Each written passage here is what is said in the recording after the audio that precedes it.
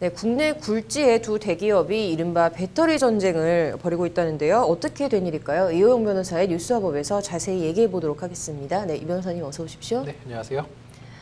일단 해당 기업이 LG화학과 SK이노베이션입니다. 네, 이 두 기업 간 무슨 일이 있는 건가요? 네, 일단 그 지난 29일에 이제 LG화학이 그 SK이노베이션을 상대로 그 ITC라고 하거든요. 미국 국제위원회에 이제 뭐를 제소했냐면은 그 SK이노베이션이 자신들의 2차 전지 관련 기술을 탈취해 갔다. 따라서 그런 제품들의 수입을 전면 금지해 달라라는 청구를 하나 했고요.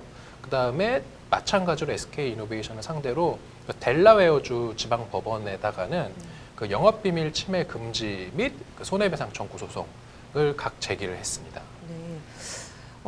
LG화학이 주장하는 게 뭐 SK이노베이션이 뭐 우리 기술을 빼앗아 갔다 뭐 이런 취지인 것 같은데 이 사건 배경과 이들은 어떤 근거로 지금 이런 주장을 하는 겁니까? 네, 이제 LG화학의 그 주장에 따르면요, 이제 SK이노베이션이 그 LG화학에서 그 2차 전지와 관련된 그 주요 기술을 이제 개발한 그 핵심 인력들을 고의적으로 빼갔다라는 거거든요. 그래서 지금 LG화학의 구체적인 그 주장은 보면 SK이노베이션이 그 해당 그 인력들을 채용하는 과정에서 그 입사 지원 서류에 그 2차 전지 양산 기술 등 그 LG화학의 주요 영업 비밀을 상세하게 기재하도록 했다. 그런 식으로 지금 주장을 하고 있고 실제로 이렇게 SK이노베이션으로 이직을 한 그 직원들이 그 LG화학의 그 이제 회사 시스템에서 1인당 뭐 400여 건에서 1,900여 건까지 그 핵심 기술 관련 문서를 다운로드 받은 어떤 그런 정황이 있다.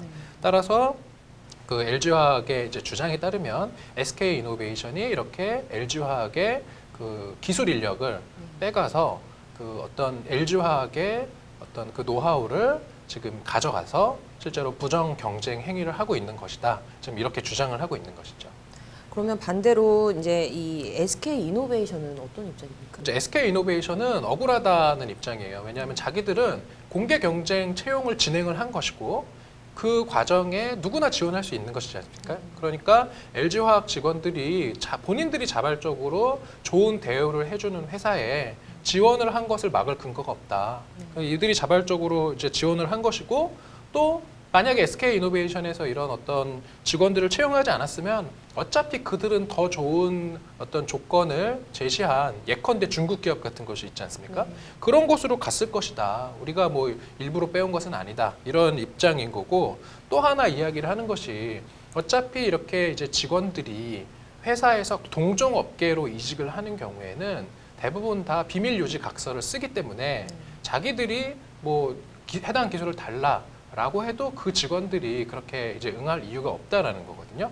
그래서 SK이노베이션은 LG화학의 어떤 이런 주장이 전혀 근거가 없는 것이고 이러한 어떤 근거 없는 비방을 멈추지 않는다면 오히려 자신 SK 측에서 지금 또 법적인 대응을 하겠다. 좀 이렇게 강경한 입장을 지금 표명하고 있는 상황입니다.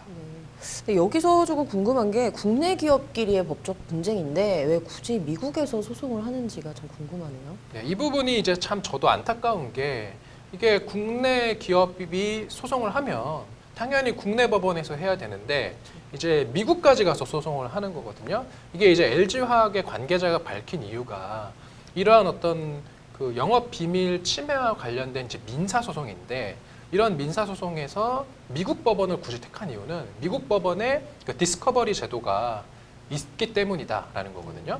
그래서 디스커버리 제도라는 건 뭐냐면 이제 증거 개시 절차라고 해서 그 소송을 앞두고 미리 이제 할 수 있는 거거든요. 그래서 소송과 관련된 주요 증거에 대해서 상대방에게 그러한 주요 증거를 오픈해라라는 것을 청구를 하는 거예요, 법원에.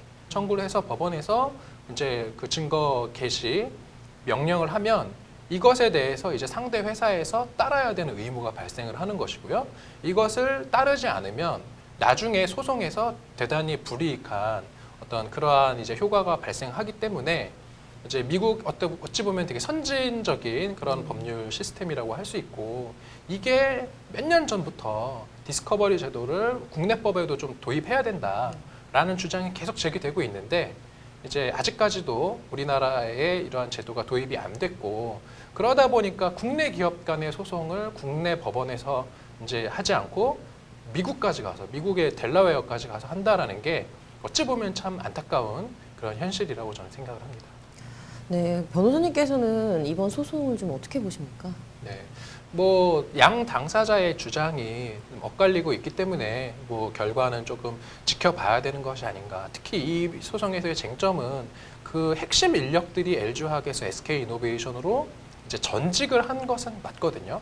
그럼 그런 전직 과정에서 SK이노베이션이 그러한 인력들이 가지고 있는 그런 기술 자료를 이제 빼오는 과정에서 어떤 쉽게 말하면 이렇게 인력 그 기술이 옮겨지는 그런 과정에 SK이노베이션의 어떤 사주가 있었는지 이런 부분을 이제 주장 입증을 해야 되는 것은 LG화학 측이거든요.